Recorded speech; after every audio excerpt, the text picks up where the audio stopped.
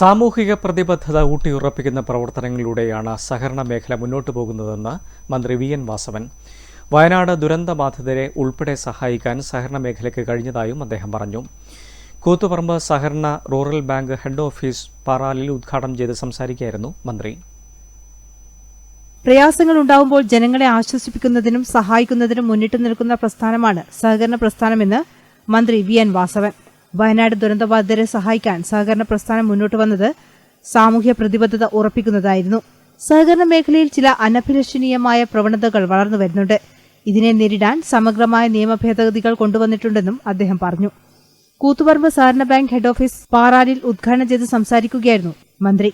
ഇതുവരെ ബാങ്കിന്റെ മെയിൻ ബ്രാഞ്ചിൽ പ്രവർത്തിച്ചിരുന്ന ഹെഡ് ഓഫീസിന്റെ പ്രവർത്തനം റൂറൽ ബാങ്ക് ഓഡിറ്റോറിയം കമേഴ്ഷ്യൽ കോംപ്ലക്സിലേക്കാണ് മാറ്റിയത്. K P Mohan M L A അധ്യക്ഷത വഹിച്ചു. V Sujatha, V Ramakrishnan, Sheeja Pullampi, K Ajitha, Ajeesh K Kizhakkayil തുടങ്ങിയവർ സംസാരിച്ചു. News bureau, Koothuparamba.